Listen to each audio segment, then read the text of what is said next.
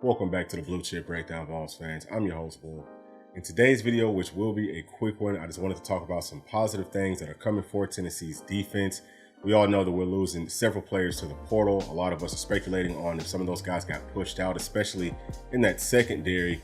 And I think that there may be some truth to that, just because I think that the guys that we have coming in behind them could be better in man-to-man coverage. And that is the overall thing that I think Tennessee's defense might be moving more towards in 2024 and 25, is being able to play more man-to-man coverage. Now, for those of you that don't really understand how defenses work, okay, the number one thing that you have to do is stop the run. That's something that Tennessee's defense did very well last season. We were number 23 in the country in run defense and number 2 in the SEC. Now, the next thing that you have to do to have a good defense, and this is going in order, is to have a good pass rush. And we all know that Tennessee had a really good pass rush. We were number 9 in the country, and again, number 2 in the SEC.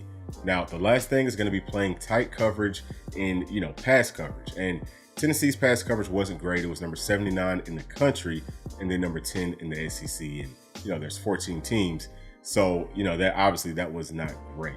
So Tennessee's defense in 2023 was really good, especially, whenever you're looking at SEC numbers in the top 2 categories that a defense needs to be really good. Now, in that third category, we weren't very good. We're actually, on the bottom half in the SEC, and that's what really matters. So a lot of people have been blaming that on the actual personnel that we have in our secondary. And let me also say this, okay? You can play a different, a whole different multitude of different coverages and, defensive fronts, and they can all work well to do all 3 of these things. It's going to be based off of your personnel. So because of Tennessee's personnel last season, we had to play a whole lot more zone, and we saw like a lot of cover 3, cover 4, cover 2, and we didn't do a great job in those coverages for the most part. Well, I would say that we did a pretty solid job. It just didn't necessarily come together the way that we would have wanted it to, okay? So it's not to say that you have to play man-to-man coverage to have a great defense, because I can take you back to the Seahawks defense that played cover 3. That's what their personnel was good at, and they're one of the best defenses of all time. I'm talking about that Legion of Boom Seahawks team. We saw a lot of teams in the NFL trying to copycat that, and then offenses figured out that if you can get your quarterback a little bit of extra time, that defense is very weak on those deep crossers, and then teams started to hit that. Then, we saw defenses kind of change, and it looked like they kind of went back more to man. And then what we saw was the, Kansas City Chiefs being able to hit people deep, okay? And then teams started playing a whole lot of shell, like a whole lot of cover 2 defenses. And then once, other teams started to figure out how to beat that, it's turned into a league where there has been a huge emphasis on finding players that can play man-to-man coverage. And whenever you look at the best defenses in this league, and I'm, specifically, if you look at those Dallas Cowboys, I love the way that their defense is set up. Them and the Baltimore Ravens, those are 2 teams that get after the passer, stop the run, and they play tight coverage because they're able to play man-to-man most of the time. Now, I think that Tennessee's defense next season could look very similar to that. So again, if you look at the players that we lost, okay, Tyler Barron was a huge loss because he was one of our best, not only pass rushers, but also one of our best run stopping ends. I think that we can find someone that could kind of pick up the numbers that he had last season as far as pass rushing. But whenever you talk about guys that stop the run, it's going to be tough to find someone like that. But hey, it's time for these guys to step up, and there's no telling what's going to happen in the offseason. Some of these young guys could have some gigantic leaps forward. We saw that with James Pierce coming into this season from 2022 to 2023, especially rushing that passer. He just, came from like a completely different planet. He's a totally different player. So we could see more of the same in this defense this season. Obviously, Joshua Josephs looked really good towards the end of the season. Caleb Herring is a guy that's looked good whenever he got his opportunities. Okay. And then we've got several others. So I think that we are going to be fine on our front for this season. Now, we have talked about we are going to need some more defensive tackles because we're going to be losing a lot of production from that position after this season. And we're honestly not sure who all is coming back. But for the guys that we do expect to come back, it's the bulk of the talent that I feel like we would want back on this roster, especially for the 2024 season. So moving up to that next level at linebacker, we've got Keenan Pili playing there. He should be a starter, and he's an absolute and total stud. He's going to be 25, 26 years old, something like that. but he can do it all. Okay, we've talked about this several times. He's got great size, and he's gonna, I think, actually improve our run defense significantly. Okay, you pair him with some of those young guys like Arion Carter, Jeremiah T-Lander, Jalen Smith. Maybe some of these true freshmen can come in and get some time too. Okay, Caleb Perry's still there. He's a pretty decent option. Elijah Herring, not sure if he stays at linebacker or if he moves somewhere else, but we've got some pretty good depth there. Do want to see us try to target another linebacker in the portal if we can. Somebody that would kind of fit the mold of what this defensive scheme is going to look like moving forward. And again, I feel like because we are so much more athletic at the linebacker position that we could play a little bit more man-to-man coverage with those guys, or maybe even blitz them some. I just feel like we can do a lot of things. Now, also, if you look at a guy like Keenan Pili playing at Mike, okay, he's a guy that can drop back deep into coverage, and we could play some Tampa too. Now, that's another place that I think would really fit this defense well. So again, we're talking about us moving to playing a lot more man-to-man coverage, but we can't play it all the time. I just don't think that with a lot of these young secondary pieces that they're going to be ready to see what's going to be thrown at them playing man-to-man all the time. And the reason that teams aren't always just playing man, even though if you can play it well, it's definitely, in my opinion, it's going to be the most surefire bet for a defense, especially whenever you're talking about pass coverage. But it also works well in the run game and in the pass rush game because you can bring more blitzes, okay?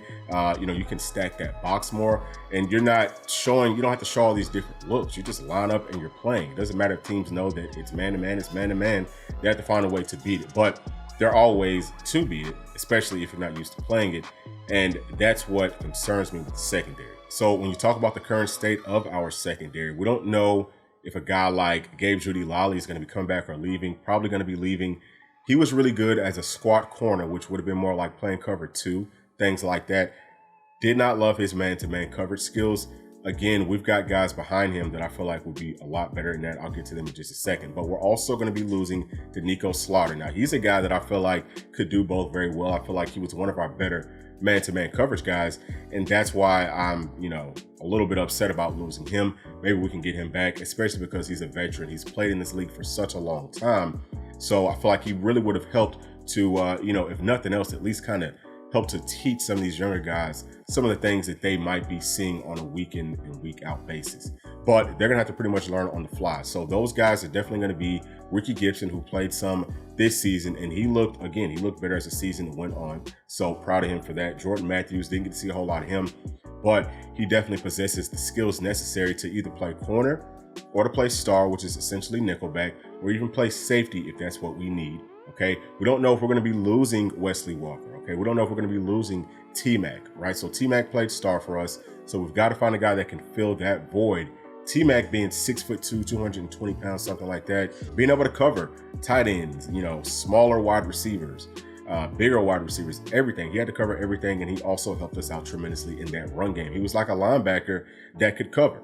Okay, so getting him back would be huge because now we're going to have some linebackers who should be a lot better in coverage than we had last season. And you put T-Mac over there too. Now all of a sudden you've got 3 guys that you can line up inside of that box that can help out with that run, and again can cover in the passing game. So and then these guys are also going to be great at blitzing. So I know I'm kind of going all over the place, but I'm just trying to kind of build it up for y'all so that you can see if certain guys leave, what we should be looking for inside of that portal, and the types of guys that we need to be targeting. Okay, so definitely at the star position, you want a bigger guy that can cover man-to-man, but also can come up and play in the run game. That would be preferred, I think, even if it's just a one-and-done guy.